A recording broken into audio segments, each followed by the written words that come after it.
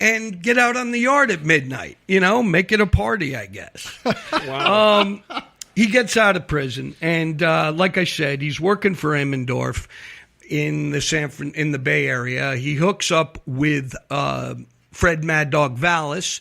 They make quite a team, and the arms of the law caught up with him again. Turns out he had 2.5 more months to serve. So Dano turns himself in. He gets on the bus. Where does he wind up? Penitentiary at Pleasanton, California. Ring a bell? No. It was a woman's prison in the early 70s. They dropped his fat ass off at a woman's prison in California. And by law, once he was dropped off there and remanded, they had to take him. Consequently, Dano Hanks became the prisoner in paradise. Wow. So, he's living with all these female inmates. He's getting laid. He's working in the electronics shop. One of the greatest anecdotes about his experience in those 2 months. This is a movie in itself. Sure. But one of his anecdotes was he used to take they had little tape recorders they were allowed to listen to music on, I guess cassette tape recorders. He would take apart their tape recorders and fashion the motors of those tape recorders into vibrators for his fellow inmates. So needless to say, everybody loved Dano. He got out in 2.5 months, hit the ground running, went back to work for Emmendorf. Him and Fred Vallis decided to expand their horizons, if you will, and they were looking at, I think it was maybe 1980. They're reading Playboy magazine, and they read a story about the DEA is soliciting basically for snitches. You give us a drug dealer, we pay you, and they're like, hey, sounds like a job for us. And wow. It sure was. They went undercover for several years for the DEA. And, back then in 1980, he was getting $2,000 per kilo and $3,000 for each warm body, meaning that the body was not only warm, but the body was delivered alive. So they're making a gang of cash. No doubt, working for the DEA.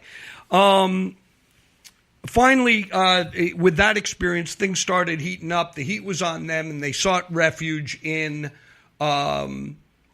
tabloid television. They got on TV, and they said, we were snitches for the DEA. This is us. And in a weird, convoluted way, instead of going into hiding or WITSEC, witness protection, or anything like that, they just said, here we are. Moving targets, come get us.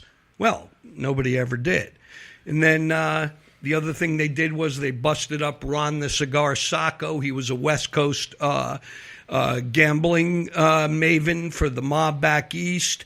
They put him out of business. So they were operating on that side of the law. Not always, but remember, these stories come to you in the gray zone, so it should all be making sense right now. Okay, so anyway, they make their way to L.A. I actually ran into them. I had a stalker. Eesh. Yeah, and I hesitate to mention her name, so I won't, because stalkers, and I learned this the hard way, when you're reporting on stalkers, the last thing you want to do is put their name out in the media, because that is exactly what they want every time. So I'm not going to say this person's name, but anyway, I was working at New Times. Remember New Times? Yeah. It was like the hard news sort of alternative to the LA Weekly here in Los Angeles. I was doing investigative pieces for them, long think pieces. I was having a ball that year. And some idiot at the offices at New Time took a phone call asking for me and gave the woman calling my phone number. Ooh, don't do that. If I'm working for you, don't give up anything on me. They gave her my number, right? I pick up the phone. I hear this cute little voice on the phone, and she says, Mark, I'm a huge fan. I have all your stories. And I got a story for you. And I said, do you now? And she started telling me something that actually made sense because it was so outlandish. She said she had spent some time in Lancaster, Pennsylvania. Amish country, yes, investigating the Amish. And she told me, as part of Rumspringa, there was a coterie of Amish courtesans, hookers. Oh my! And that would satisfy the young 17-year-old kids coming up in the Amish tradition during Rumspringa, where they get to party hardy and go out and, sow their wild oats. They could service them from within. And I said, well, how do you know which one of these Amish women is a prostitute? And she said, their hands. They're soft as a baby's ass. And it made sense to me. She's pitching this to me. And I said, you know what? I'd like to look into that. And by the way, you sound pretty entertaining. Why don't we meet and we'll talk about this story? Well, by now, the sun had gone down. And I wasn't going to have her come to my house. I was living in Venice Beach at the time, so I said, meet me over in Santa Monica. There's a newsstand on Wilshire Boulevard. And so I drove over there in my 1969 VW bus, and I'm hanging out, flipping through magazines and whatnot. And in walks this really adorable California blonde. And she's carrying like a little valise with her, or a little briefcase. And I said, oh, hi. And she said, oh, hi, and told me her name. And I looked at her and I said, wow, she's cute. And I said, well, it's late. I don't know where to go. She had ridden her bike to that particular newsstand from Manhattan Beach, okay? Wow. And it's late. And I'm like thinking to myself, well, where do we go? And I said, I'll tell you what, you rode your bike. You're not riding back to Manhattan Beach tonight. I threw the bike in my 69 VW bus. I drove out towards the airport and booked a room for her at a travel lodge out there. We walk in. First thing she does is she takes that briefcase, she opens it up, and what falls out of that briefcase?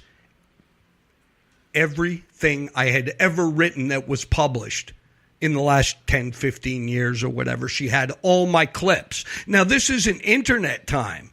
This isn't like you can pull a story of mine off the internet. There was no internet. She had literally took the time to cut out my stories and save them. And now they're all over the bed. Now, a normal thinking human being would have said, that's weird. Yeah, I'm being stalked. But no. Instead, what did I do? Fucked her. What year was this again? 90-something. Wow. Yeah, big mistake. I left her there. I went down to the lobby. I told the clerk in the lobby, I said, listen, no incoming or outgoing phone calls. She's out of here at checkout time tomorrow. I went home thinking that would be the end of it. It wasn't. She became a stalker to the point where, she was very transient by nature. Shocker, right? And, she'd call me from Pennsylvania and say, I'm coming back to L.A. And then I get another call from New Orleans. And, the level of threat started mounting. She started issuing death threats when I wasn't answering the phone into my voicemail. And I'm keeping all these. Yeah. And I'm like, wow, this is fucked up. She's coming. And so I'm sitting all on this, but I'm like, these are death threats. So I get a contact person. Fortunately, as a minor public figure, I could get, there's a unit at the LAPD. I forget what it's called. Special Procedure Unit? No. Special Victims? No. It's a unit anyway that celebrities and people that are, let's say, cut a public profile, they designate a unit to you if you have these problems. Now, this unit, I sent them all the recordings. They knew that I was being threatened. They knew that I was being stalked. And lo, one day I get up, I look out my door, and there she is, standing outside my glass pane door. I can see her clearly. She's wearing a stained house coat. She's wearing Jackie O sunglasses and her makeup is smeared all over her face. And I'm like, time to deal with this. 911. I called it. She skedaddled out of there. She saw I was calling the cops. And you know what? even though I had a special unit designated to this stalking case, the coppers couldn't find her. Wow. Wow. So I met Dan O'Hanks and Mad Dog Vallis. And I said, guys, listen, the cops failed. Anything you can do? I gave her the specs on this woman. And for the next, I would say, 15 years, I never heard from her again. So in my mind, they effectively neutralized the threat. Yeah. The threat. And that's all I wanted to know. I never asked them any questions. I didn't want to know how they did it. I was very happy that it stopped. And so began a lifelong friendship with Dan Hanks and Fred Mad Dog Vallis. With the warning from both of them, Ebner, don't ever fuck your stalker. Words to live by, Note my to friends. self. Yeah. I think I got that in a fortune cookie once. Yeah. Well, words to live by, my friends. Oh my God! So I go a long way back with him. In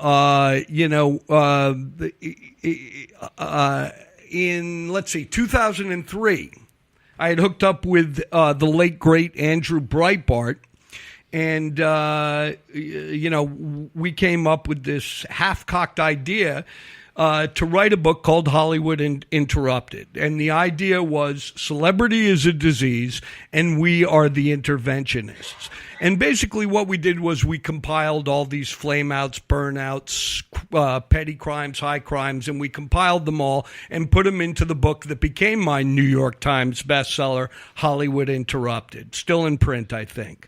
While we're writing it, basically our writing process was we were like throwing shit against the wall and seeing what sticks, collecting stories. Andrew Breitbart, being the young Republican that he was at the time, he handled all the moral outrage regarding celebrities, and I did the investigative. I handled the investigative end on that, and so I went over to Dano's house and I said, "Hey, Dano, what do you got?"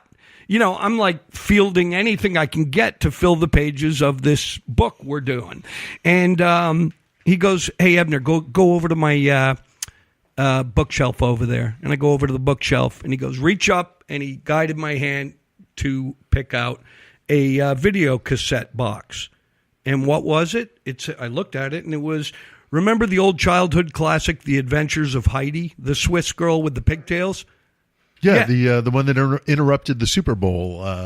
Did it? It's. I'll look it up. But well, that's bizarre. But anyway, he said your answer's right in there. You got all you need right there. And what he had given me was 13 hours of wiretap tapes that he had placed on Heidi Fleiss in 1993, around the time she was getting arrested originally for pandering. Now, anyway, these tapes were wonderful. It was basically, how do I explain it? And how did he get to wiretap Heidi Fleiss's house?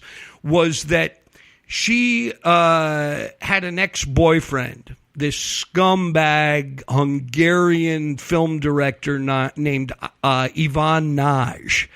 And Yvonne, she started her career with the infamous Madame Alex, a Filipino beast of a woman, very good madam, by the way.